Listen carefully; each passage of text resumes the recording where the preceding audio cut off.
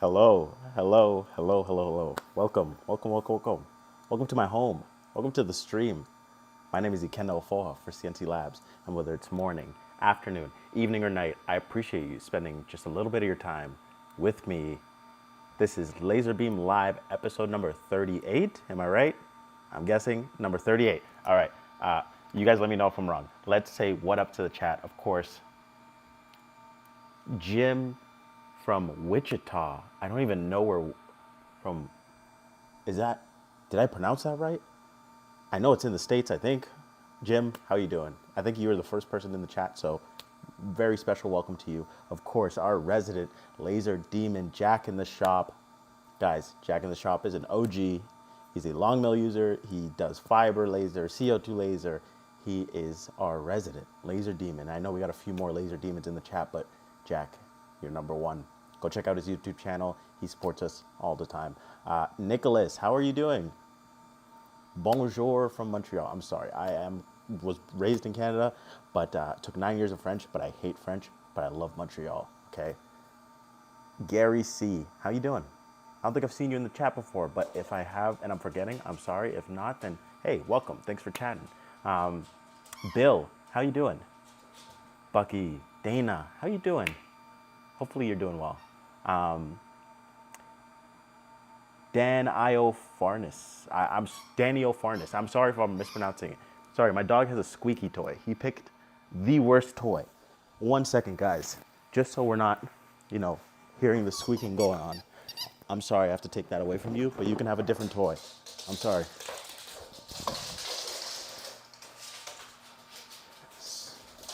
Sorry. I am back. Don't worry about it. He has the non-squeak toy now. Koala, I haven't seen you in the chat for a while. I'm not sure if you've been watching, but it's been a little bit. Hopefully all is well. Thank you for joining us. You have been missed. Hans, thank you for joining. You've definitely seen your name in the chat before. The people have a voice. Thank you for joining. Thank you all. Kansas, Wichita's in Kansas. Thank you. I have no clue. Oh, let's start this off. What are we doing today? Again, we're just like picking cool projects. I feel like I'm out of ideas, so now I'm like pooling ideas from different people, and every time when I think I have nothing else to do, there's always another idea that pops up, and I'm like, oh, cool, I'm down to do that. We're at the point where we're not really learning too many like new skills when it comes to Lightburn or G-Sender. We're usually just testing out new versions of G-Sender.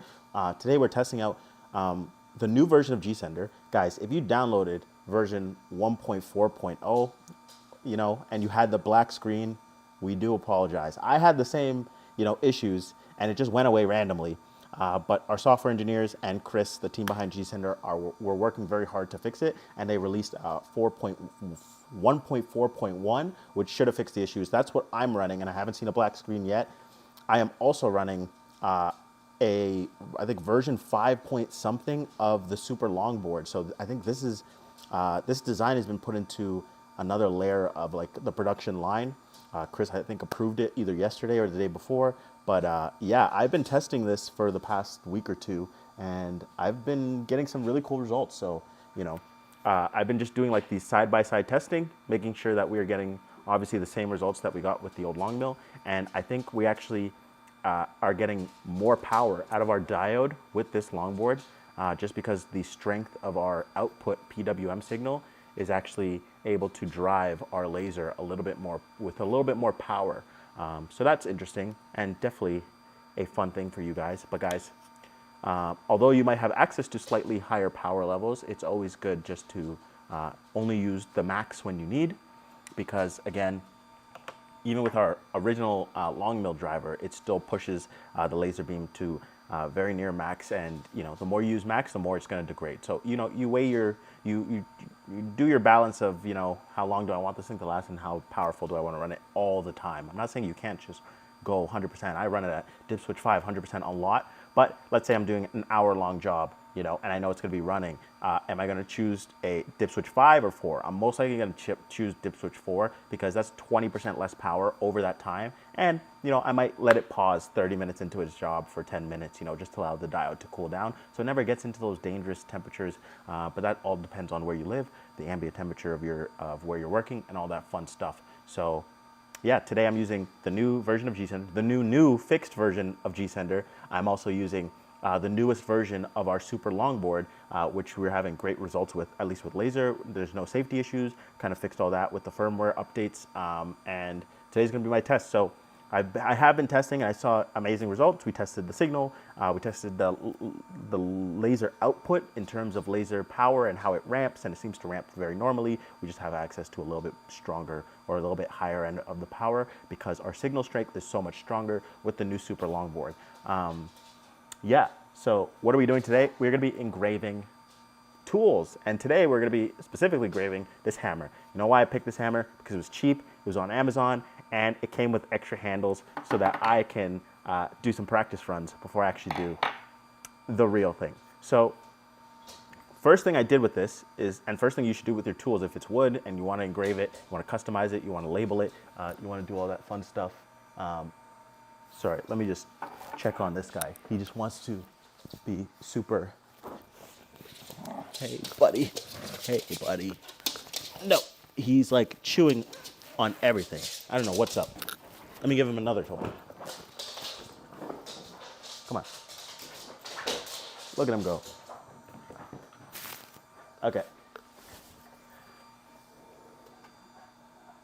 Is it possible to laser on a dart? No, he's koala. He's older. He shouldn't. He's not teething. He just has a lot of energy. Even though we went for a walk right before, but you know, it's winter, so he goes through long bouts of being tired and wanting to sleep all day, and then all of a sudden he has like bursts of energy. So he's just he's just in one of those bursts of energy modes.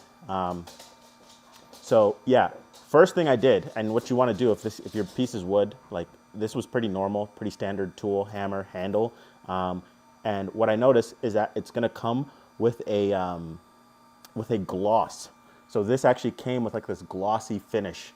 And guys, I don't know what's in this finish. So I'm not gonna risk my health on, unless I have a material safety data sheet and I can look and make sure that it's not gonna have any toxic chemicals, right? Because certain chemicals, when they react with lasers, will produce like toxins that can kill you or risk your health. So I don't like to play around. That's why I like, I always do unfinished wood.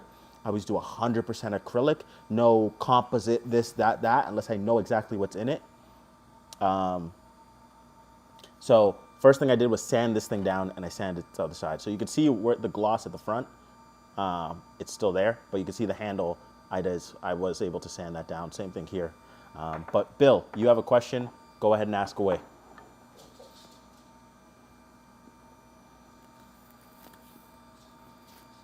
While we wait on Bill's question,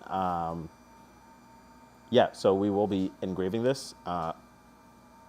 And over the next 2 days, I think we will have our steel vortex riser mount up on the shop, and we'll have the resources on more detailed resources on how to use our offsets. Guys, you guys know I've been super busy with the CO2 laser and the vortex riser mount. I released the plans for free. Bill asked, "Are the glasses good for the eclipse?" I do not use them for the eclipse because I have no clue. So I would never recommend that because I actually have no clue. Yeah, the LaserBeam glasses is what he's asking. What that color of glasses, that wavelength is blocking out is the specific wavelength of your laser. So if the moon is putting out a different type of wavelength, right? So ours is blue, specifically 445 to 400 or 440 to 460 nanometers, which is like that blue that you see, that orange tint plus the thickness plus the material makeup is blocking out only that wavelength of blue. So if I had a red light that was super intense and that could blind me, and I was wearing those LaserBeam glasses, it would still blind me because it's not going to block that light. So yeah, don't do that. Han says welding glasses would work, but guys, everybody do some research. Don't risk it. But yeah, Han says welding glasses might work, so definitely look into that. Sorry, I couldn't give you any more info, but anything eye related, always just 100% check, 1000% check, but I appreciate the question nonetheless. So let's get right into it. I'm going to be making a design onto this. I'm going to be making it very simple. And, you know, today or this week, I actually got a ticket. Somebody was asking for help because they were using the flood feature in Lightburn, right? So I'm going to explain what the flood feature does. And they were having issues where they were enabling the flood feature, but then when they ran it in GSender, it wasn't actually like using the toolpath of the flood feature, which is very weird. It should be whatever the toolpath that Lightburn is downloading and generating should be the toolpath that you're experiencing in GSender. So that I thought was a bit weird. So I actually wanted to play with the flood. I forgot the exact name.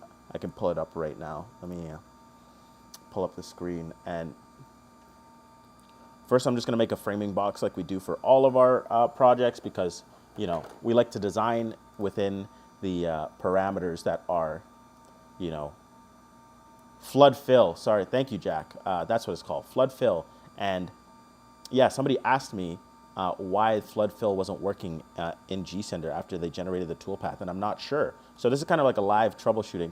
I figure this is essential, guys. Every time you send me a question, if I don't know the answer, this is exactly what goes down. I ask you guys a bunch of questions. I ask you for videos and blah, blah, blah, if it'll help me, EEPROM settings and stuff like that, pictures of your setup. This is off the software, so obviously I got the file, I got the EEPROM settings, and then if I've never used the feature, I start Googling and I start using the feature until I figure it out, and then I kind of can understand how to fix your issue. And so that's exactly what you guys are going to get to see this live. And obviously, you know, if it doesn't work for this, I'll go back to just regular engraving just for the sake of the stream. But hopefully I can kill two birds with one stone. I can get to use this new feature. And if I can figure something out, or at least start to, you know, understand it, it'll help me get to the solution for the customer who's having this issue with his G code for the laser. So I have about, you know, 15 millimeters on the height and 100 on the width, and that's just like the thicker part of this handle where I know I have some good space for engraving. And guys, again, T1 and T2, T1 and T2 are these colors at the end of the color band. They're for framing, which means they won't actually like fire the laser. They're just good for design, and you can, you know, remove the frame and like output to make sure that, like, you know, you can show or not show, but it won't actually fire the laser. So it's good for like framing a project. So I'm just gonna, you know, move the coordinates to 0, 0. And I will zoom in. And then how would so let me get rid of this by accident. Okay, so let's go to black. And I'm just gonna use text just because I want this to be a simple project. You guys can design whatever you want, and you guys can do it. Jack, why is it that you only use flood fill for the fiber? I guess probably because you have a CO2, so your average speed is probably already fast enough. Even if it's just going back and forth, you're probably going to complete the project just as fast. This is almost like a time saving. It's like choosing the most efficient for certain projects where you have a lot of empty space, and the laser has to go back and forth and back and forth and back and forth. Flood fill will allow it to just do the, like, fill in where it needs to fill in, rather than going all the way back and only firing at like a couple different places. So I'm just gonna write some text. I'm gonna put Ikenna's hammer. Zeus, you know you're not supposed to be playing with that tool or that toy.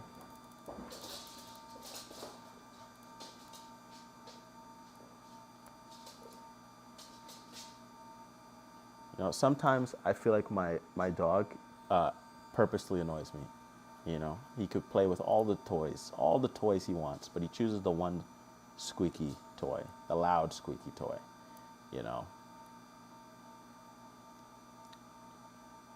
But hey, he'll be able to play with that after the stream, okay? So, you know, he'll be just all right. Okay, yeah, so there's also like, yeah, so, you know, when I use fill, like, you can also fill all shapes at once or fill groups together, right? So there is ways to get the benefit of something similar to flood fill without actually using flood fill, right? So fill groups together. So that's probably something I can recommend. If we can't get that to work, in time because he has a project that for customers, I believe, then it might just be better to use the fill group together. So let's see what the difference is. So let's say, and this is how you would test to see if this feature is even good for your project, because it might not be that good for your project. So let's say fill all shapes at once. That's like the standard. And then when I right click, let's right click and let's click preview.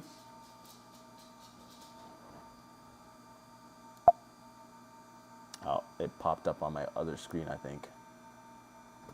1 second. Okay, so preview over here. Move that around.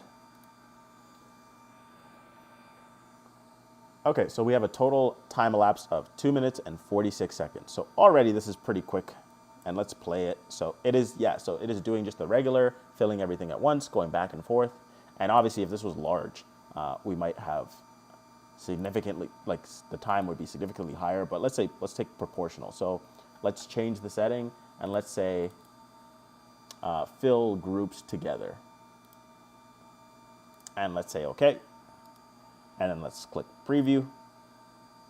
And we are just about the same time because it's still gonna fill this. Yep, so it's gonna take this as one group and it's gonna fill it together. So maybe we'll separate these two after, but I'm just gonna try it.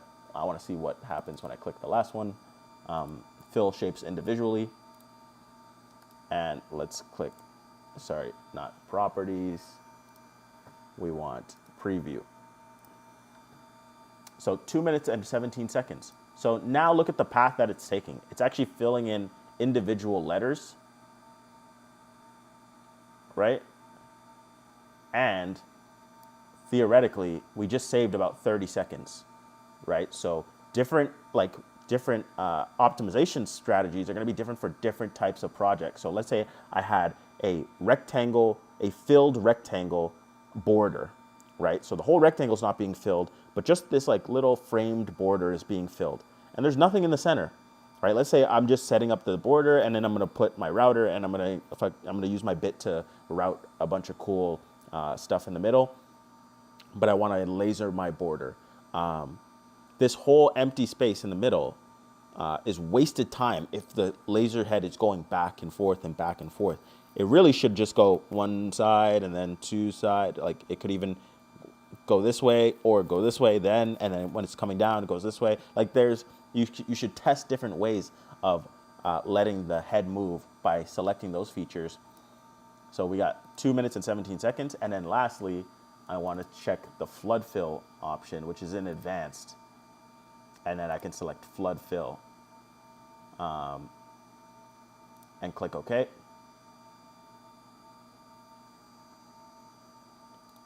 And then preview. And then now we're at 2 minutes and 12 seconds. So you can see, I think it's even taking a different path than before because we had flood fill and we have this setting selected. This, so it actually deselected. So that is just raw flood fill. So if I deselect this, go back to common and say fill all shapes together, and then go back to advanced and click flood fill. Let's see if the path changes. I just want to know if one thing is affecting the other or if flood fill overrides the other three options. So now you have 4 options. You have those 3, and then plus you have flood fill. They're all individual. They don't interact. They will all give you a different path or the same path depending on how Lightburn is optimizing based on your selection and the design itself. So now we're at 2:15. 2:15. Yeah, so it might actually affect things slightly because now 2:15. Now we have fill groups together and then go back here and then flood fill. The reason I'm testing this is because this gets blacked out whenever I select it. So I just want to know if having that sitting on a setting is going to change something. So we're still at 2:15, so that didn't change anything. And then finally, just one last one. I'm going to select fill shapes individually and then back select flood fill.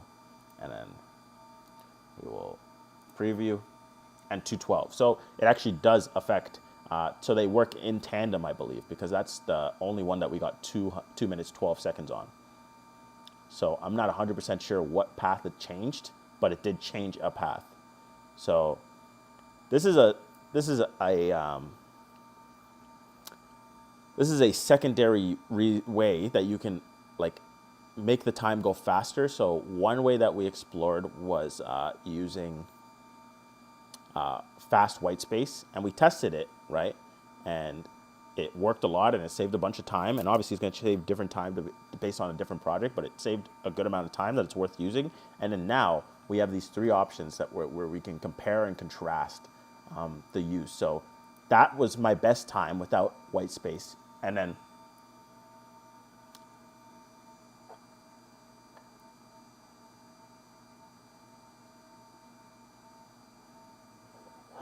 Gary, it would, but not really. It's just so dependent on the project. If you have a bunch of intricate lines that it wants to cut and it's moving in this weird pattern, I think it's already going to optimize that because it's going to have a different optimizing like algorithm essentially when you are doing that versus when you are engraving, right? Because the stock engraving is just slow by default, whereas cutting, it might go this way and then go this way and then cut this way and then start here and then cut this way. But you should try it. You should try it for project-specific things. So I'll test it out after this just with lines, right? Because cutting is just means you're doing lines, not fill. It's just a matter of what speed to cut what material and what power to cut what material. So we got it down from 2 minutes and 47 seconds down to 2 minutes and 12 seconds. So we already saved a lot of time. But the feature that we were playing with before to save time was fast white space. So anytime it's not engraving, it's going to speed up to the max speed of the long mill. And when you're using this feature, you do want to make sure you have enough springs. So if you're finding that you're like test your focus after a job and make sure that it's not coming out of focus because of the speed and the forces generated, and especially with this way of engraving rather than back and forth, you're going to put your lens under more force, the threads under more force. And that's why we included the springs, because you can stack the springs or like sandwich them to increase the amount of force that's pushing down on your lens, so that you're under no circumstance does your lens even come slightly out of focus if it's moving in this very jittery pattern. So fast white space and 66 millimeters per second is the fastest speed of the machine. That's the top speed of the machine. So we select OK, and then we preview again and see. Let's see what we'll get here. So now we're at 1 minute and 52 seconds total, right? So we were able to go from 2 minutes and 47 seconds all the way to 1 minute and 52 seconds by optimizing these two settings. So what did we do? Fast white space. We have live streams about that. So if you need a more in-depth, go back and watch the fast white space live streams. And then this was, we optimized using these three options: fill all shapes at once, fill groups together, and fill shapes individually. Then clicking advanced, and we selected flood fill. For this project specifically, selecting fill shapes individually and then selecting flood fill, the order matters, got us the lowest amount of time. It only saved us a difference of like 3 seconds. It went from 2:15 to 2:12, but it's still a difference, right? Like your time matters. Oh, Zeus here, someone at the door. Zeus, leave them alone. Go. Okay, so I think I'll try to get this on our resource page just so you guys can have access to this, or at least I can get I can clip together this clip so that you guys can come back to it, and hopefully new users can get this info.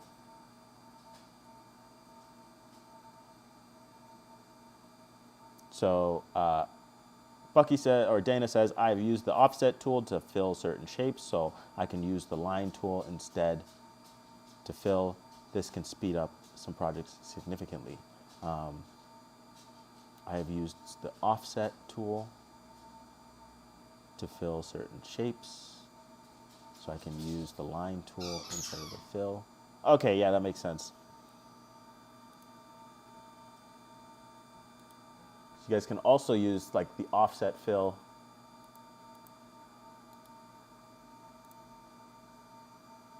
like now, like look what's happening here.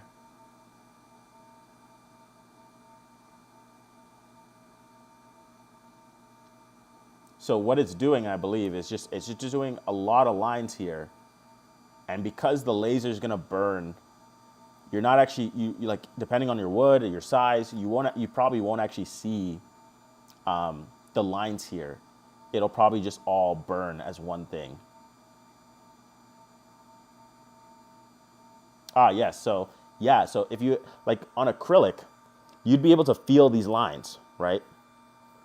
But on wood, you might even still be able to feel it depending on the power and the speed. But I think it's harder to actually see those lines because you will be burning and it will be taking a darker color to it, right? So these are just a bunch of tools, but you could see even that saved us even more time, right?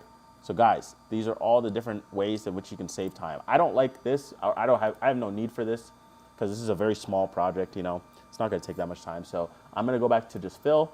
I think I optimized it enough. And I'm going to take off fast white space because it does cause my machine to run louder because of how fast it's running.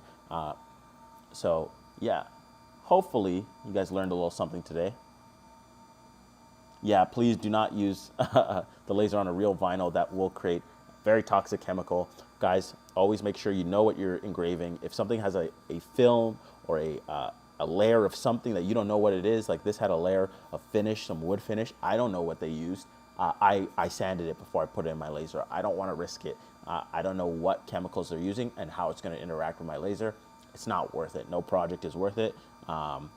Yeah, so always make sure. If I had the material safety data sheet and I trusted the company to give me an accurate material safety data sheet, then I would just look at it, make sure there's nothing toxic or no bad chemicals in it, and then I could engrave it without getting rid of that. But, you know, I don't, and I didn't, so I just sanded it off. Don't take risks like that. Don't engrave vinyl. Don't engrave any of those dangerous chemicals, ABS, all that stuff, PVC.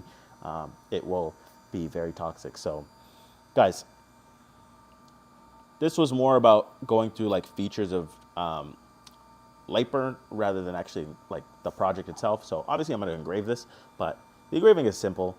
You guys know the deal. I'm going to focus it on a scrap material because I don't want to burn this.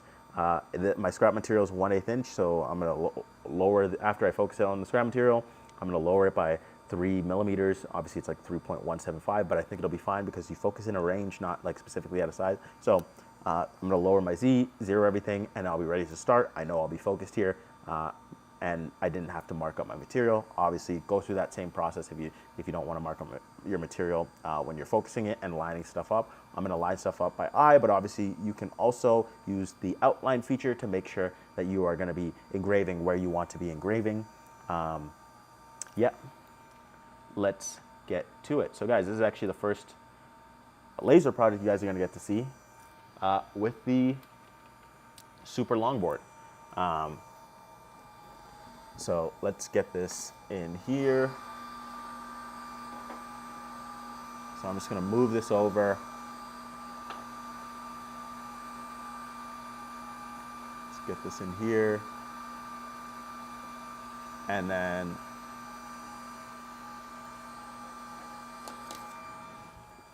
I am just going to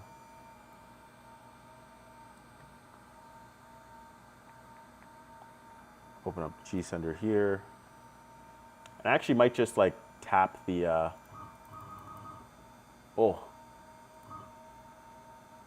Okay, so something I noticed is that, you might have noticed this too, is like my thing is wobbling when I move this. So I'm actually gonna wanna have to tape this down because I don't want this wobbling because then my project is gonna be out of focus. So I am gonna tape that down.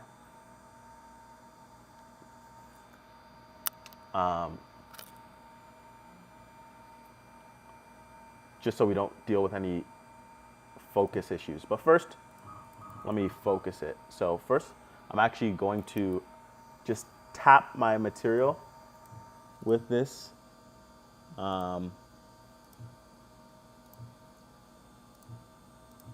right, so I'm pretty sure I'm touching my material, and then I'm just gonna go up by 30 millimeters. So I'm gonna change. Actually, I'm gonna go up by 33 millimeters because I'm gonna add the 3 millimeters for this. So I'm gonna go up there. So I'm touching my material with my laser head. Then I'm gonna go up by 30 millimeters. Then I'm gonna put this on top. Just just like that. And I might have to balance it in order to focus. So, I need more hands. So, because this is like weirdly shaped, I'm going to turn my laser on, and then I'm going to use my hands to focus it onto this right here. So let's do that.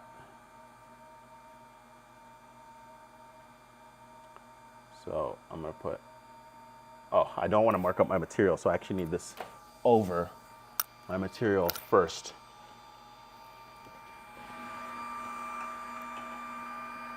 So I'm going to put laser on.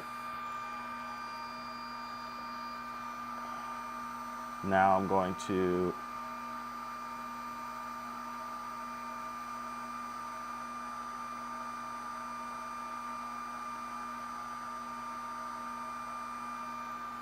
all right. Now I'm going to put laser off.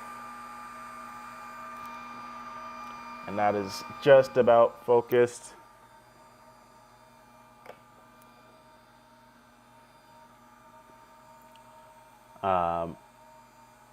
And I'm going to do some fun stuff here. So first I'm going to double check my EEPROM settings. So guys, this isn't the final kind of EEPROM setup for you guys, but this is how the EEPROM settings. So just going to make sure that everything looks good on my end.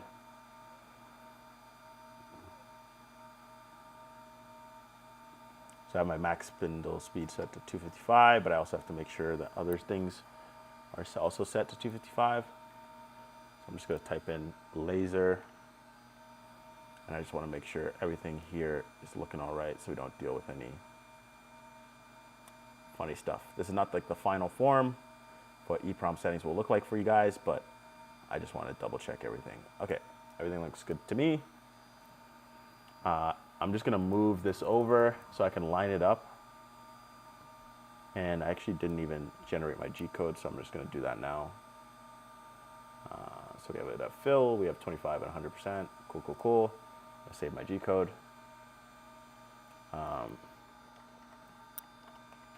Hammer v1 dot nc.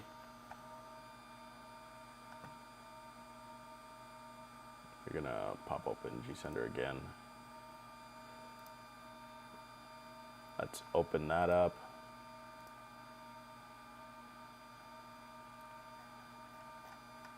Cool, cool, cool.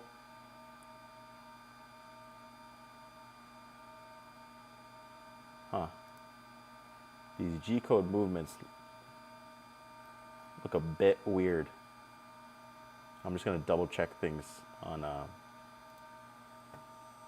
so we have it set to fill.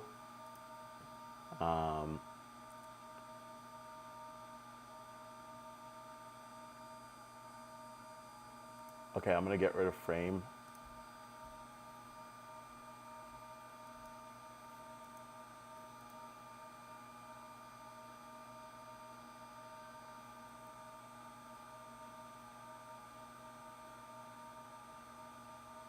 I'm curious. I'm curious because the visualizer looks a bit weird. Maybe I'm running into the same issue that our customer did. Our visualizer looks a little bit weird.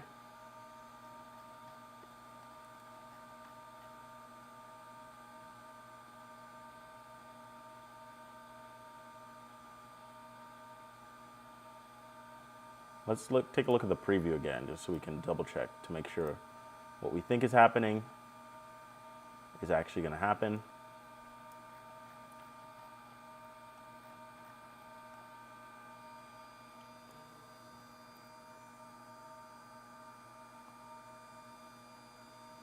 Okay, yep. So it looks like we are good.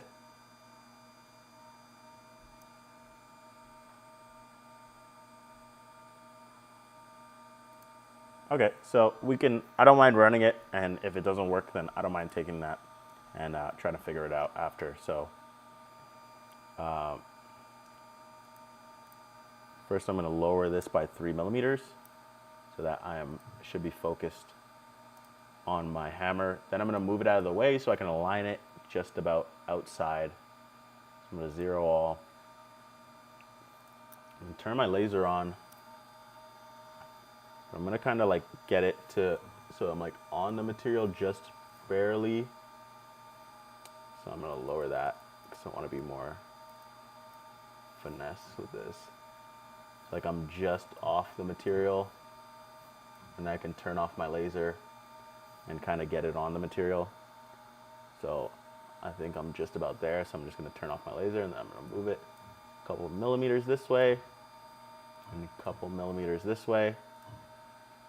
Obviously you guys can add a little bit more finesse for you guys, but for me, I don't really care.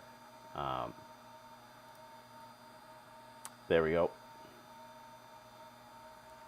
Now I can do outline.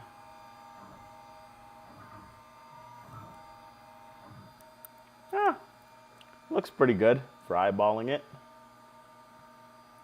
Let's start the job and see what happens. I should have taped this, but I didn't. But we're not seeing the, oh, now we are.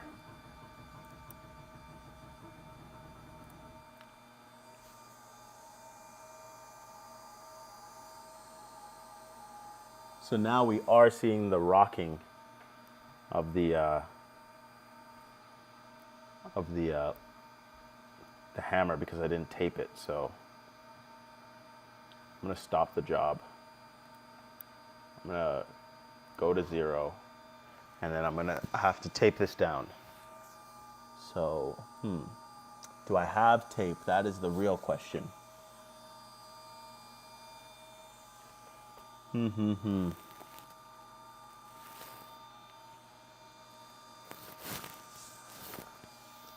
Guys, you think I would have tape here, but I have hot glue, but I don't really want to plug that in and wait for it.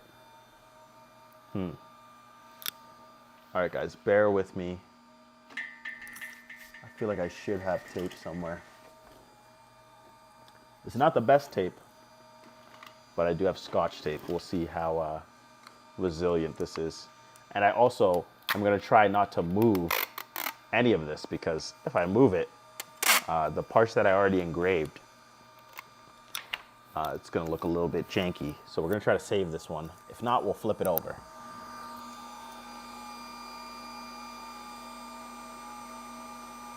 Oh, I'm playing a dangerous game here.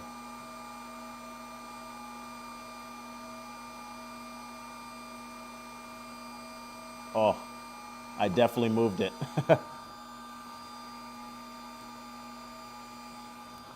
Yeah, we'll see what happens. This is just the test one.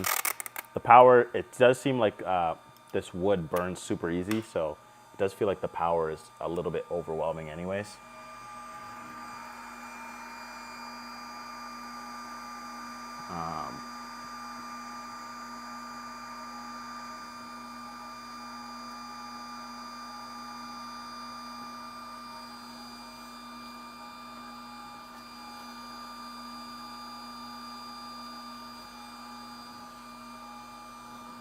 Okay. So,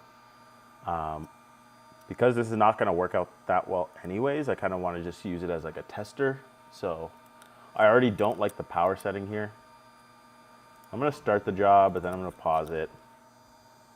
And just for the sake of the project, let's say I want to lower the speed so the thing's not shaking as much.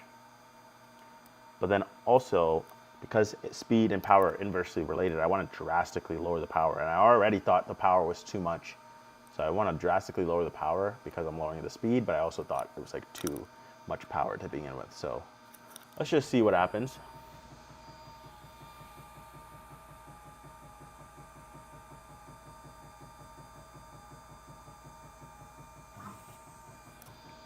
I think one thing that you miss with the,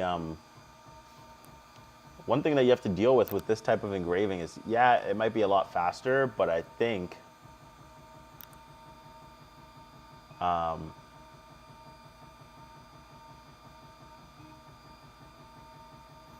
Yeah, I just think that it doesn't look as good.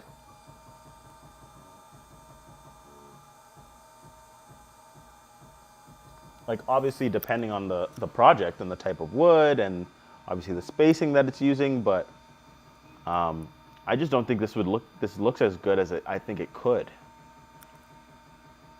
So although I'm saving time, I might actually end up wanting to run it with the original, it going back and forth.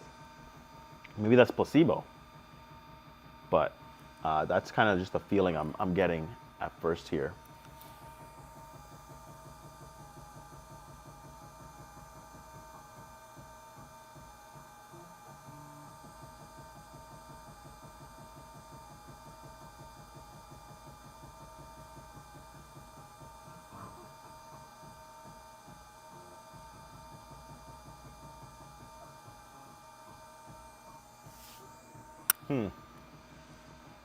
Time versus quality. But also it could be just this type of wood.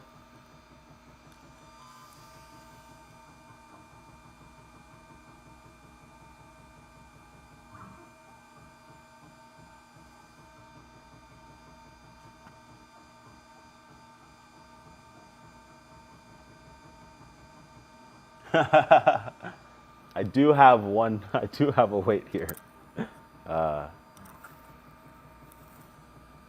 I have one single weight here, guys. Dana, I have one single weight. And then I have 2 gym memberships. Okay.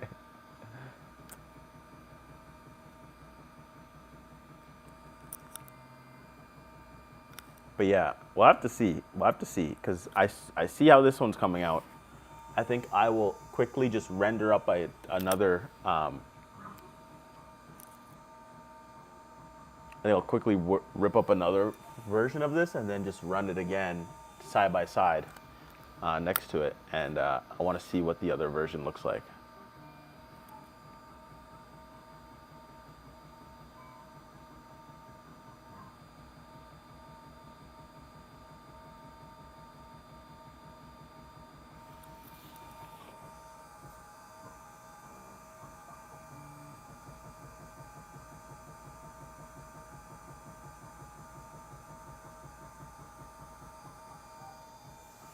Yeah, and I think I'm slightly out of focus just because the material is a bit weird. Might even just bump the power a little bit. So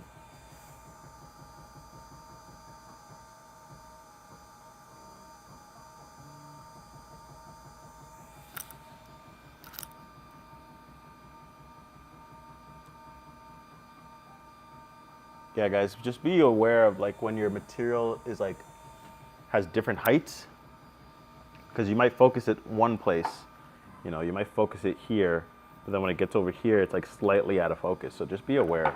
Um,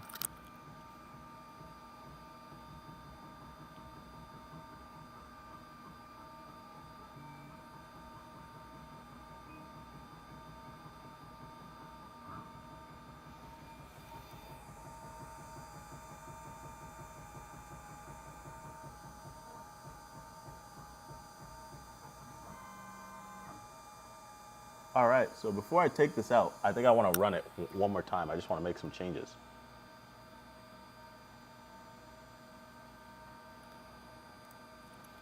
So we ran it normally. So guys, so for the guy who sent in a ticket, I know it's not a G-Sender issue, and I know it's not a Lightburn issue because the two functions work just fine together. So I'd have to, like first thing I want to look is like his EEPROM settings, make sure all that it looks good, and then go from there, because at least I know if this is an issue, it's not going to really be, it's not an issue of like function where something just doesn't work.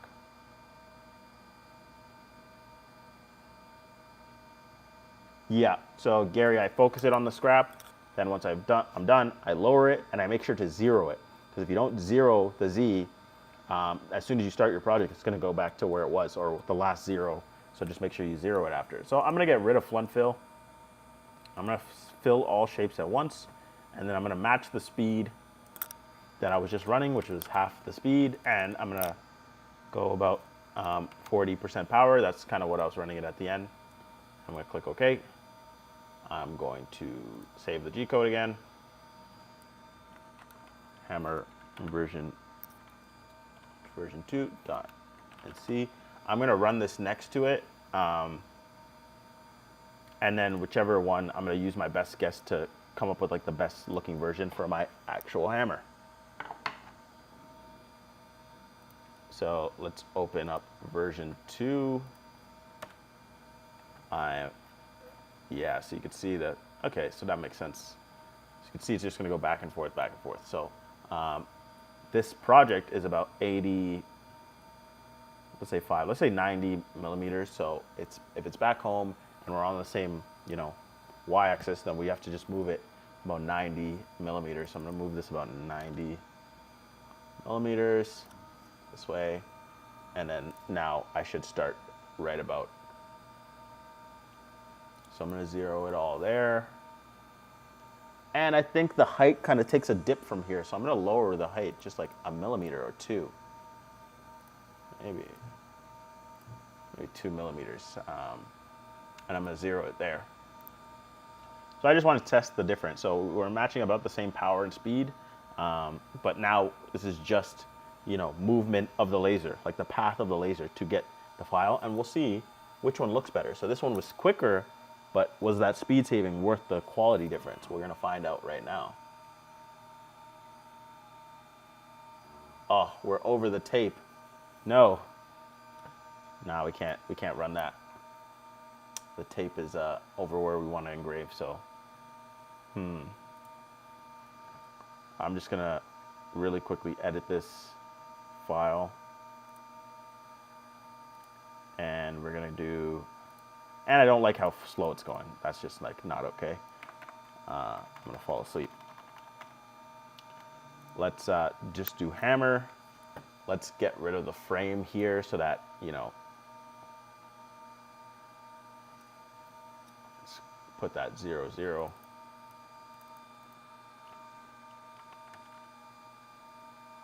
I guess that's fine. No, let's go back. Yeah, that's fine. And let's save G code.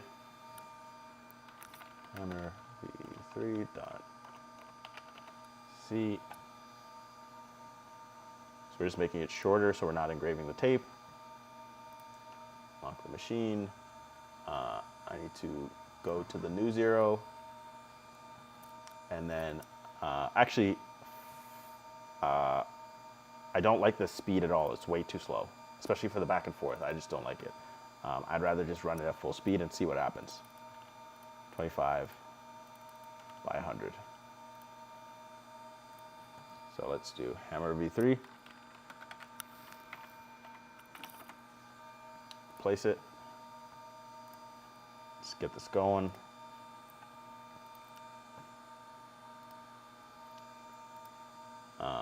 Okay, all right. And everything's zeroed. All right, let's see what happens. Oh, no. I think our hammer moved. This is horrible.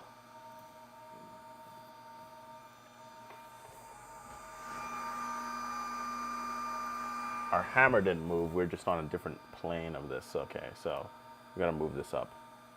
So let's drop this down to 1.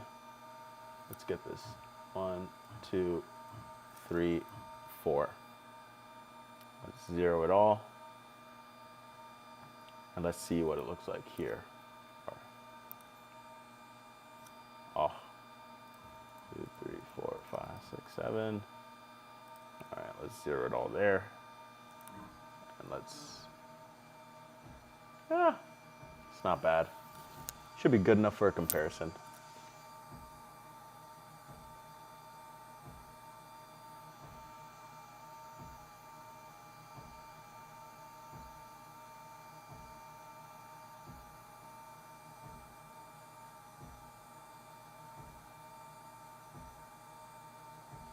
I'm more just looking for like the engraved quality, like the difference in engraved quality. Yeah, exactly. Like, guys, listen to Dana. If you guys were actually going to make this and try to sell this, you would probably just want to make a mold a negative mold of this that keeps this flat. So use a leveler, make a negative mold, make sure it molds leveled, so that you could just slap this in. Let's say you wanted to make 50 of these for a company, and then you would slap these in your mold. It would be straight. You wouldn't have to worry about focus. You just have to focus it once.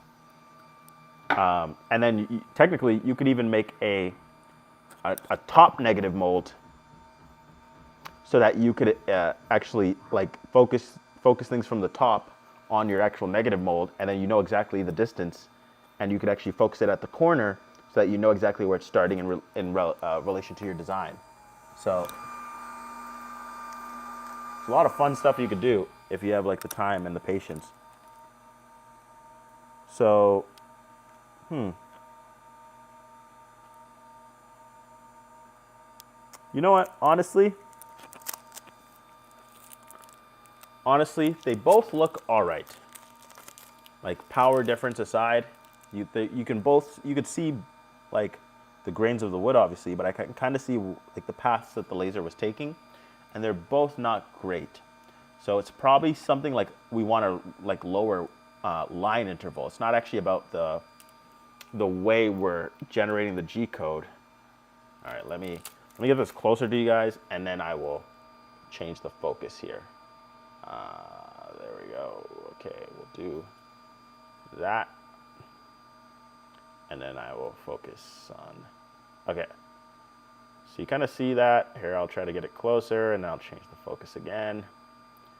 Okay, so you kind of see the lines like here on the eye. You can see like as it's going up, because it was going like, okay, whoa, and then on the other hammer you kind of see like the lines are less noticeable because of the power setting.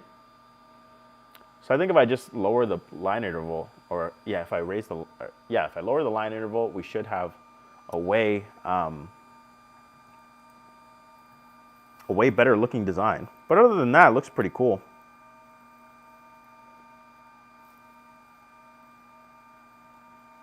Yeah, other than that, I really like it.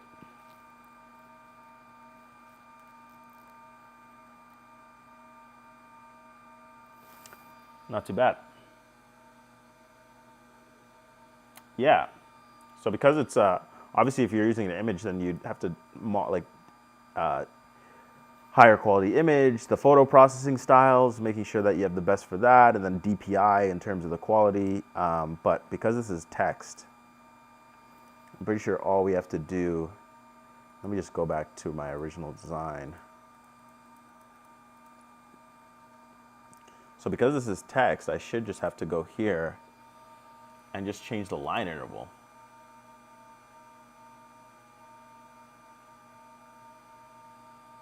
And I think if I change the line interval to, let's say, half of what it was, so 0.5 instead of 0.1,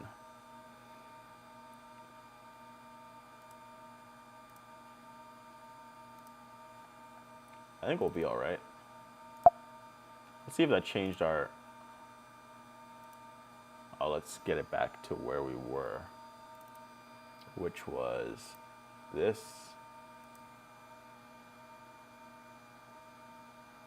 Hey, congratulations to Jack in the Shop for almost getting 1,000 subs. Yo, if you guys like cool DIY laser, CO2 laser, fiber laser, long mill stuff, check out Jack in the Shop's YouTube channel. He's a huge supporter of the company. He's always in the chat. He's always giving his expertise. And his YouTube videos are great, and his YouTube channel is just another wealth of information. Go check it out. Go give him some support. We would appreciate it. I would personally appreciate it, and I'm sure Jack would appreciate it from you guys. Let's get him to, I don't know if we can actually do this, but let's get him closer to 1,000 subs. I know 1,000 is a huge milestone, and that would be really cool to see him get there, because he deserves it.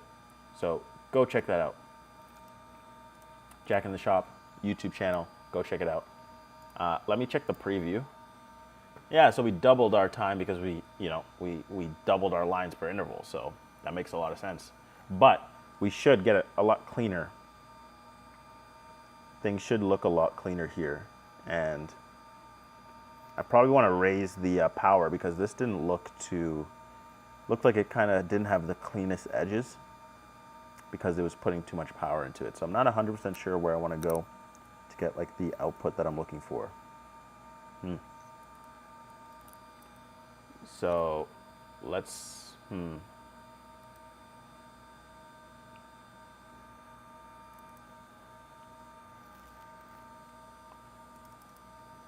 let's play with speed. Can do 80, or sorry, that's way too high. 25. Let's do 35 millimeters per second, right? At 100% power. And you know what? Let's just go for it. It's just a hammer at the end of the day. So let's make sure our setup. So I do have to re-zero things because this has a head, and I'm not sure if that changes the angle in which it sits. So let's save that G code. Hammer v4.nc. All right, we're gonna tape it before this time. The hammer head might actually stop it from shaking.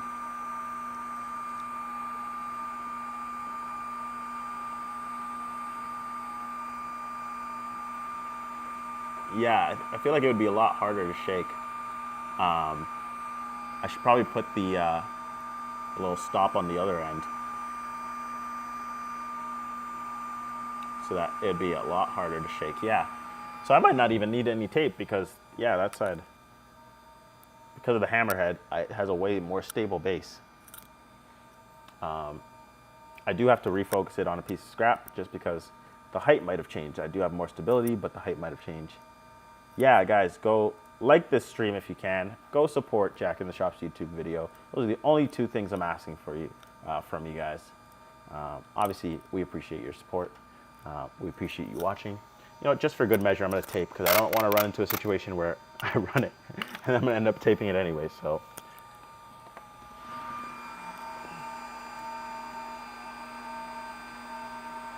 all right. Just got some tape there. Let's turn it on and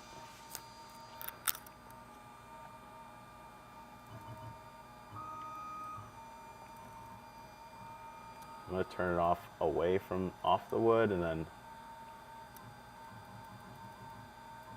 get it close and then turn it off and then get it on. And I'm going to focus it around the midway point rather than the edge because that's probably the midway point of like the heights. So I might not have a perfect focus anywhere, but I'll have a decent focus most places. So first, just gonna put this on here.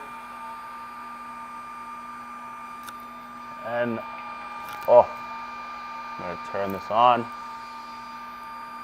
And we are just going to focus this.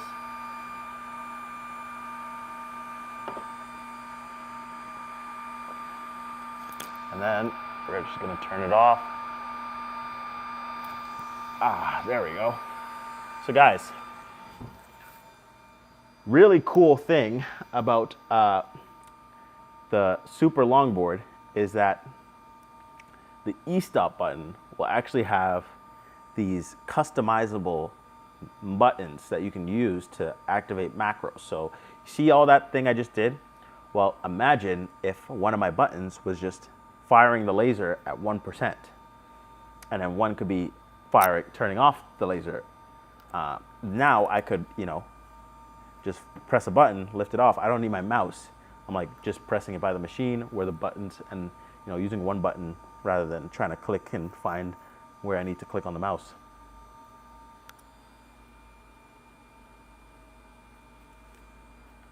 So guys, definitely check out, if you guys are interested, pre-order the Super Longboard. I'm using it right now. We have way more customization in terms of Gerbil How, and the board is just overall better, right? Sometimes, you know, a bad USB cable could actually affect the signal that your laser is getting, because the USB is powering your Arduino, and the Arduino is sending the 5-volt PWM signal to your laser. So now this is like independent of the USB power. So, you know, you're just having way more cleaner, reliable power in terms of your accessories. So we focused it. I'm gonna, you know, lower it by 3.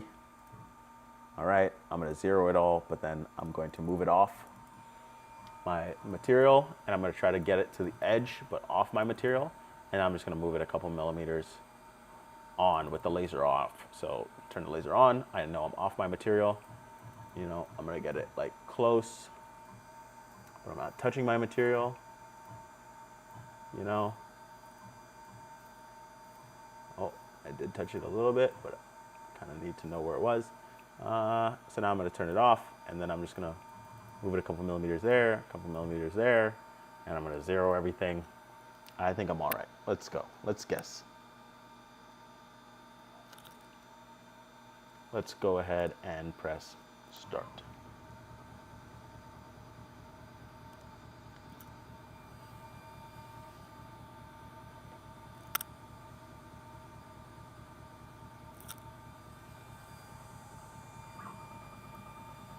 Oh.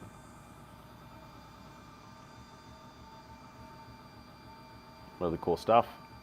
So guys, something that you have to worry about is that these types of movements is the movements that will actually have the capability of twisting your lens out of focus mid-job. So this is where you do want to have to play with the springs and make sure, you know, you test your laser after you do a job to make sure that it stayed in focus the entire time, right?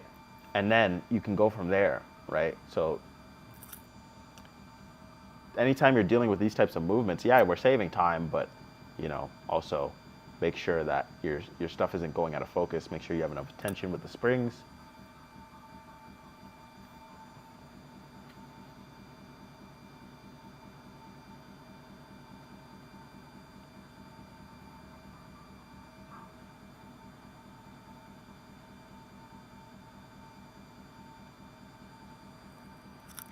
All right.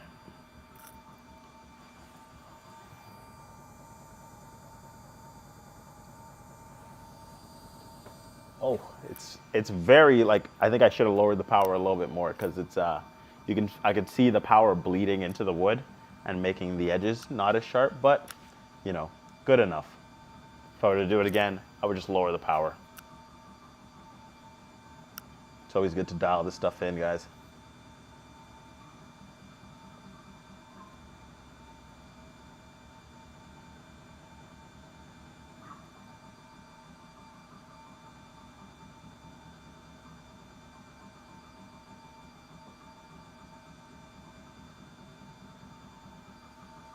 Oh, very sorry. Bill, thank you for the reminder. It'll be easier to see when I pull it out, but yeah, like the lines aren't as crisp because it's like just too much power. The lines are bleeding.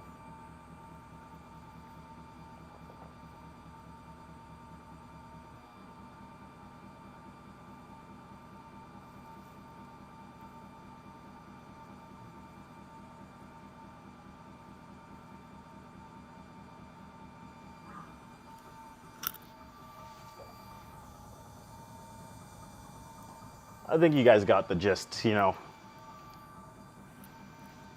Lasering tools.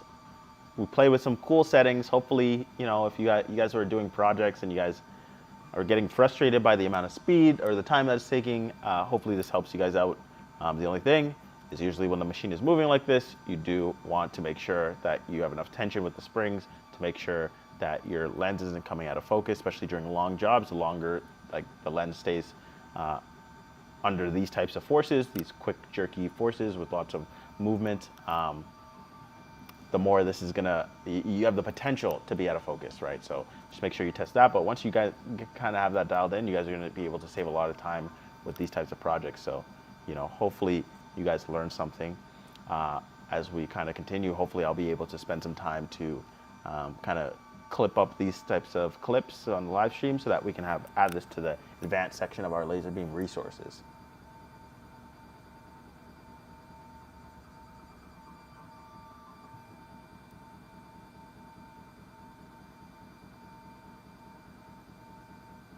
That's great to hear. Glad I was able to kind of get in there before, you know, with the knowledge that you needed. Hans, thank you very much. Yeah, my wasteboard is like it's like a crop circle. Okay, it's just random shapes and it's like a graveyard of designs. Because I don't care. Okay, I don't care. I will gladly unscrew my little planks and replace it, so that I don't have to, you know, care if I laser my wasteboard. But that's just kind of how I've always done it. If you go back to original live stream, you'll see I marked that MK1 wasteboard to shit, and you know, I'm proud of it. It's the way I do things. I'm lazy, guys. That's you want somebody like me, you know, teaching you how to do things and designing things for you, because I'm lazy, which means I'm gonna try to find the most efficient and, you know, low effort way to get the job done. You know, it's a balance of being a perfectionist but also lazy. Okay, it's the perfect balance to get you guys exactly what you need with the least amount of effort.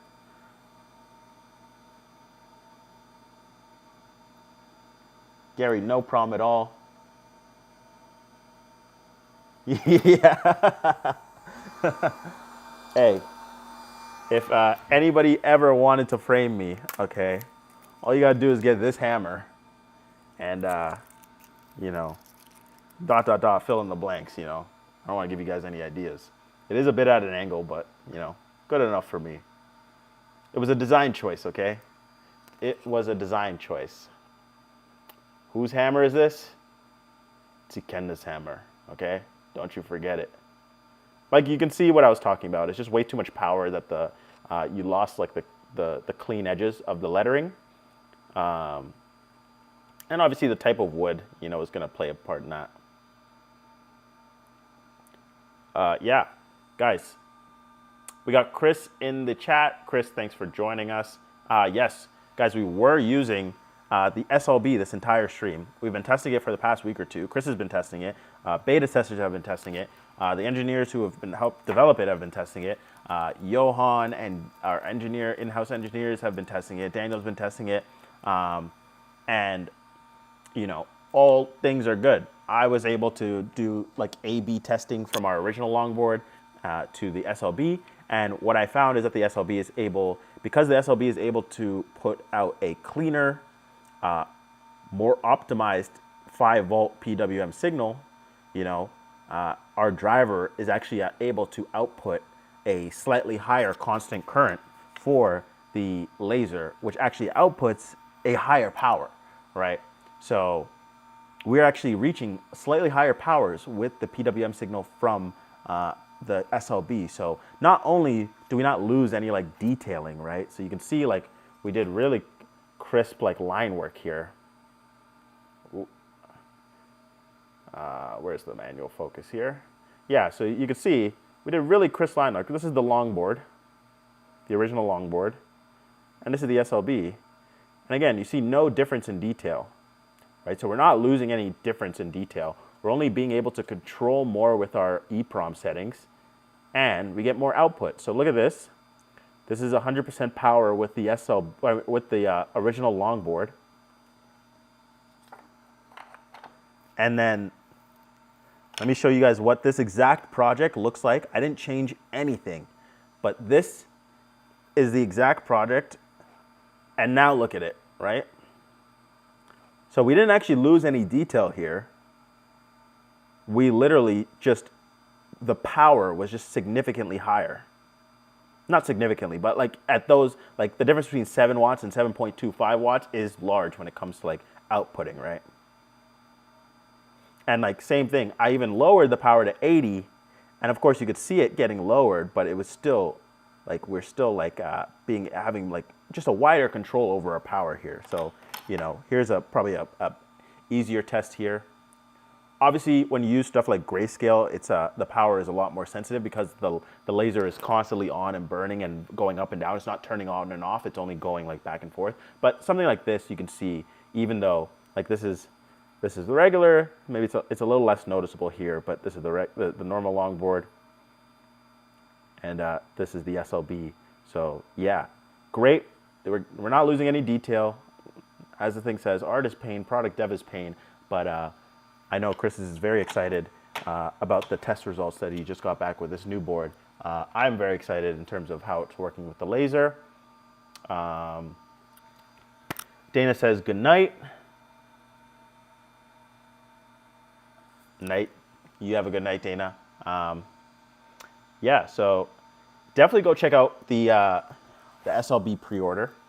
Definitely check out all the posts that Chris has made, all the YouTube videos, the blog posts. Get informed if you don't know about it. It is just better in every way. And we're spending months and months and hours of testing, just making sure that we are not, no part of the SLB is going to be worse. You know, every part of the SLB compared to the old longboard is going to be better. And we are putting a lot of the test hours, and Chris has been putting a lot of engineering hours, a lot of project management hours, a lot of product management hours. Same thing with all the engineers that like actually worked on the design of this product, and all the engineers that are continuing to test this product. So definitely read up on it, get informed about it. I'm using it right now, it works great. You have so much more control in the EEPROM settings, but also, you know, we can simplify it so that you don't get lost in all these a bunch of settings. You know me, I don't like to mess around with too much stuff, so you know, I know my couple settings that I need for the laser, even with Gerbil HAL. Yeah, and we just get an overall better experience with the SLB. So guys, go check it out, go pre-order it. You know us, we're not gonna sell you guys something that's not gonna make your lives better. We're just always incrementally improving the technology, and that is definitely Chris's kind of North Star in this industry. And hopefully you trust him like we trust him to deliver that kind of that tech. So guys, if you're having issues with G-Sender 1.4.0, they've already updated it to 1.4.1. That should fix a lot of your issues there. So guys, oh, I think that is it for me. So, oh, sorry. I just full screened the chat.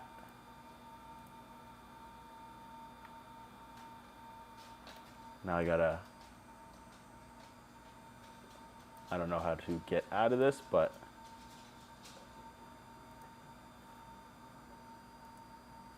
I feel like an old man.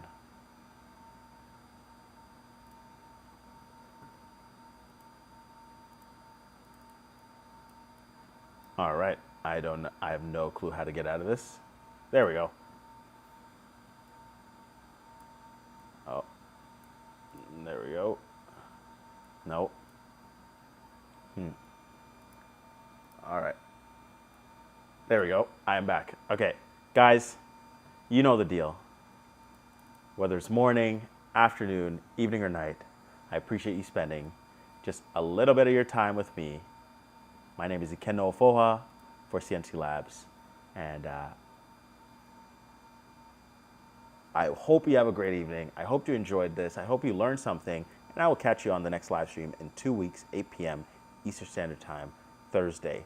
Yeah, send me a ticket if you guys have any questions about the laser, and I will catch you guys later.